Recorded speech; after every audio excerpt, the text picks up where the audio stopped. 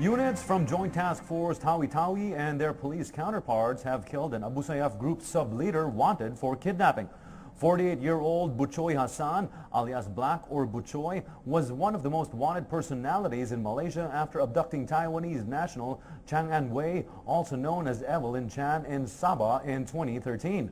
West Mincom Commander General Carlito Galvez Jr. said Hassan was found and killed in Barangay Panglima Alari, Sitangkay. Aside from kidnapping, the ASG sub-leader branched out into illegal drugs and is allegedly distributing shabu in Sitangkay and nearby barangays.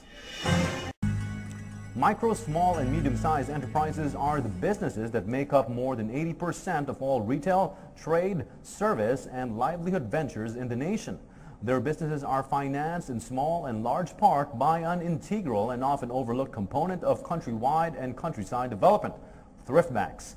PTV correspondent Eunice Samonte reports on this coming together in the country's central business district of the heads of these financial institutions who look to expand and grow by assessing past gains, identifying new challenges, and maximizing existing opportunities. The Chamber of Thrift Bank held its annual convention today with the theme Thrift Banks Maximizing Opportunities in Countryside Development, aggressively rallying its member banks to take lead in pushing for countryside development. Committing to further solidify its role as a conduit of growth between the finance industry and micro, small, and medium enterprises or MSMEs, socialized and low-cost housing sector, and countryside businesses. CTB rides high on the strong macroeconomic fundamentals and the government plans to bring progress to the country. Based on the current data from Bangko Sentral ng Pilipinas, thrift banks earmarked 12.53% of their loan portfolio to MSMEs. Or that is 6.7% for micro and small enterprises and 6.46% to medium enterprises. Thrift Bank assets in 2016 posted growth of 8.28% equal to 1,077.54 trillion versus 995.17 billion pesos of previous year. Thrift Bank total capital reached 135.89 billion pesos last year, expanding by 6.7% from 128.11 billion pesos in 2015. Keynoting the annual convention is Bangko Sentral ng Pilipinas Governor Amando Tetangco Jr. The MSME sector is a cornerstone of economic growth.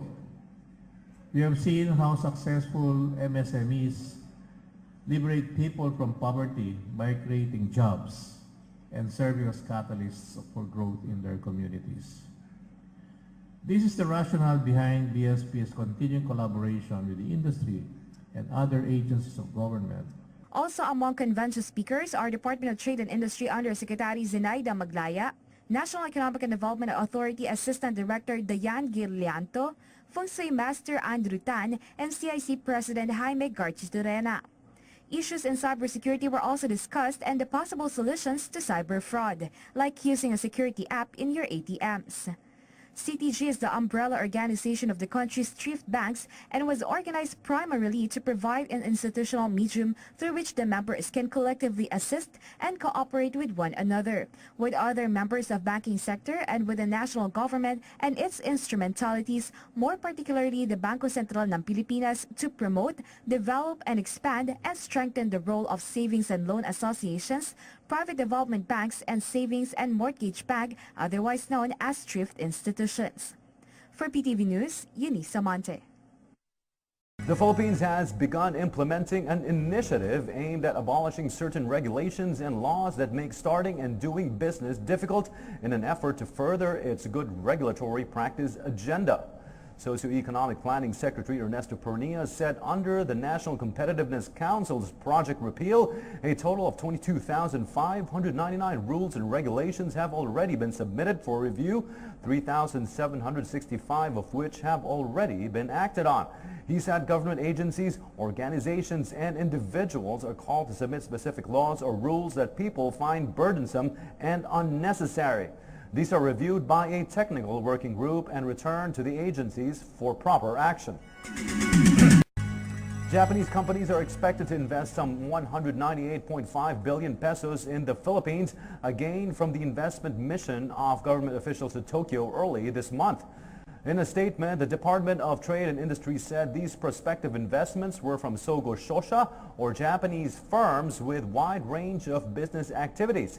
Among the investments being eyed by Sogo Shosha are the 80 billion pesos joint investments of Sumitomo, Sojitz, and Mitsui in Coral Bay Nickel Corporation and Taganito High Pressure Acid Leaching Nickel Corporation in Surigao and Palawan, the 75 billion peso additional power plants from Marubeni, and the 12.9 billion peso integrated farming projects in Mindanao from Itochu and Sumitomo.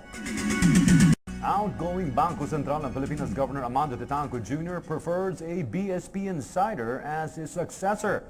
Titanco is set to retire on July 2 after 2 terms as the BSP chief. He declined to serve another 6-year term. In a speech before the Chamber of Thrift Banks National Conference in Makati City, Titanco said he wants someone from the BSP to succeed him, preferably either Deputy Governor Nestor Espinilla Jr. or Deputy Governor Diwa Ginigundo.